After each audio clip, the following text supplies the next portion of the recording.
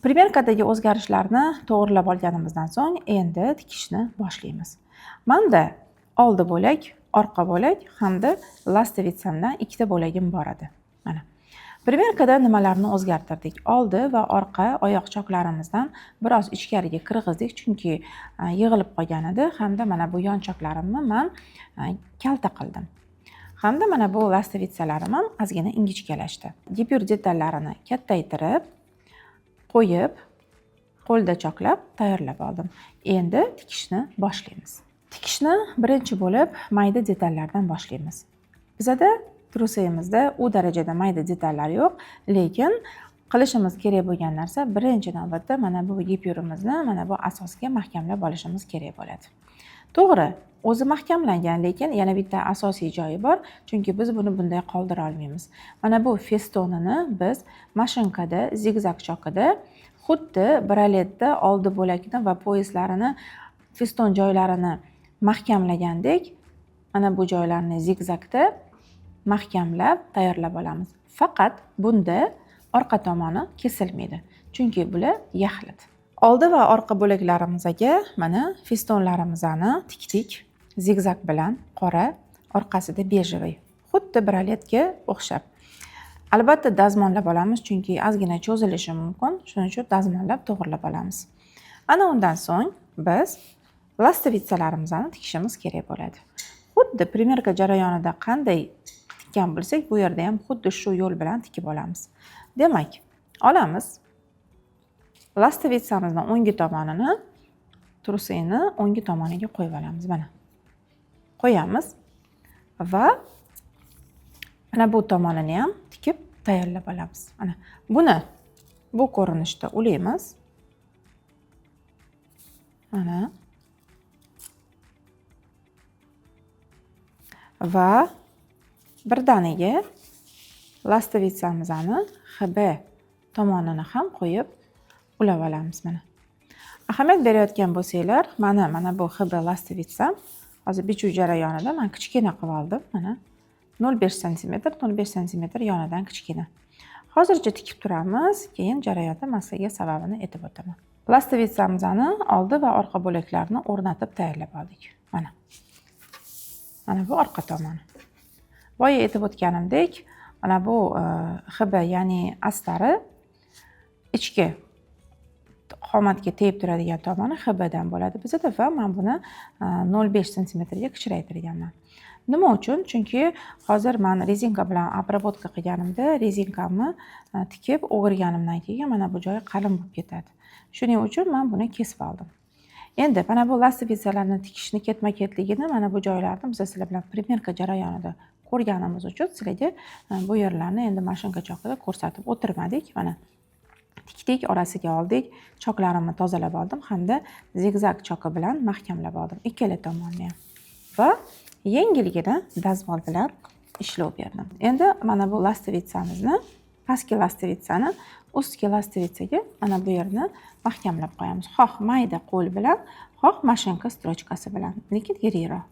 Lastavitsamizni mana bu ko'rinishda mahkamlab tayyorlab olaman. Mana. Qimillab ketmasligi uchun. Endi oyoq choklarimizga rezinka bilan обработка qilishimiz kerak bo'ladi. Rezinkamizni обработка qilishimiz uchun bizga mana bu oyoq o'lchamimiz kerak bo'ladi. Xo'p, oyoq choki o'lchamini o'lchaymiz. Mana bu chizig'imizni o'lchaymiz hamda rezinkamiz cho'ziluvchan bo'lgani uchun u yerdan 10-15% ni ayirib, keyin mana bu joyga tikishimiz kerak bo'ladi. Rezinkamizni o'ng tomonini truseyni o'ng tomoniga qo'yamiz va mana bu ko'rinishda qo'yib olamiz. Mana. Qo'yib tikib olamiz. Faqat to'rga bo'lib hisoblab, rezinkani ham hisob kitobini olib, ya'ni avval o'rtasidan, keyin yana o'rtasidan bo'lib, ana o'sha joylariga belgilab, so'ngra mana bu ko'rinishda zigzag choki bilan tikib olamiz. Tikayotgan vaqtimizda bizani chokimiz mana bu joydan boshlanishi kerak bo'ladi. Ya'ni mana bu joydan boshlanadi zigzagimiz. Tikib tayyorlab olamiz. Mana rezinkalarimizni tikib, yengilgina dazmol bilan ishlov berib oldik. Tikib olamiz, qaraymiz, tekshiramiz. Tikib olganimizdan so'ng endi ikkita yon chokimizni tikib olamiz. Qaraymiz. Primerka jarayonida biz sizlar bilan avvaliga yon chokini tikib, undan keyin tikkandik oyoq chokimizni. Bu yerda esa men hozir boshqacharoq yo'l tutdim. Chunki ikkalasi ham bajarilsa bo'ladi. Faqat tikayotgan vaqtingizda mana bu chok bir-biriga kelishi kerak. Bulovkalab olamiz. Yonini ham men bulovkalayman mana. Bu tomonini ham bulovkalayman.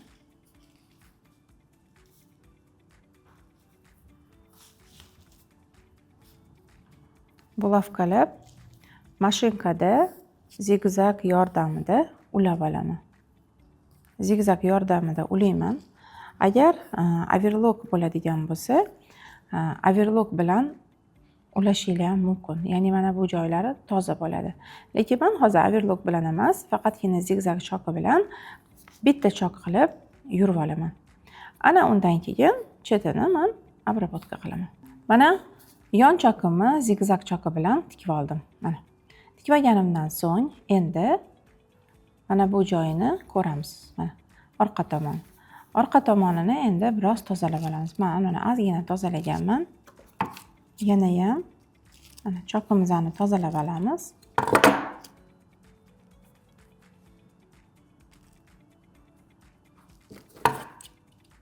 Mana bir tomonini tozalab tayyorlab olamiz. Lekin tozalayotgan vaqtda albatta e'tibor beramiz, qaysi tomonga biz chokimizni yotqizamiz. Mana masalan, mana bu menda orqa, mana bu menda oldi. Qaraymiz.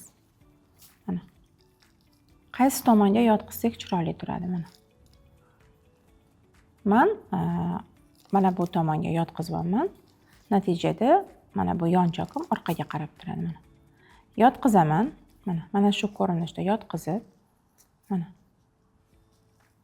chetidan zigzag bilan обработка qilib qo'yaman chokimni. Mana overlockni o'rniga mana shunday ish qilsa ham bo'ladi.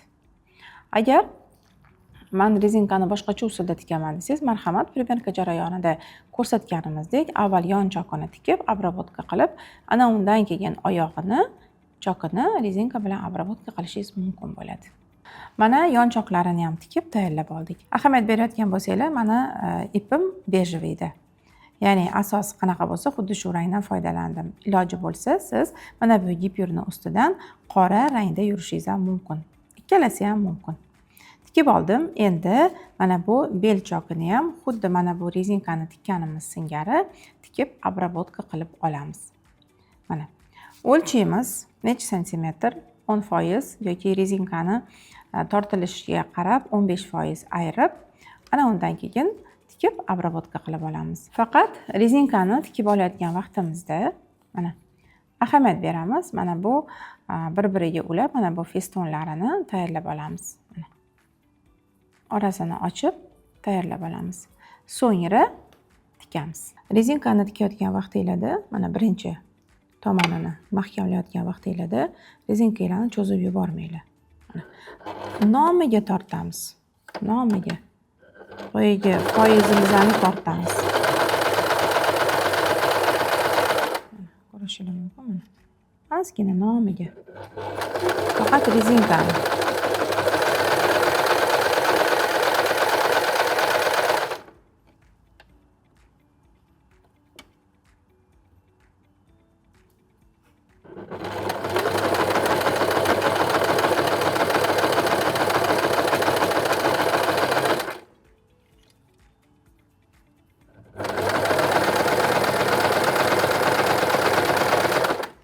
Mana bunaqa qalin choklarni tikayotgan vaqtingizda ozgina mashinkalarga yordam beringlar, chunki qalin joylardan o'tmasligi mumkin. Shuning uchun lapkasini ko'tarib, ozgina itarib yordam bering mana.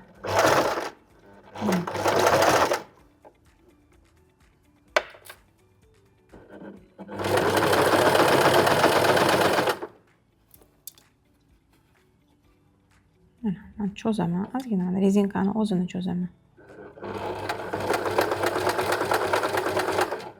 Mana slip trusoyimizni ham tikib tayyorlab oldik.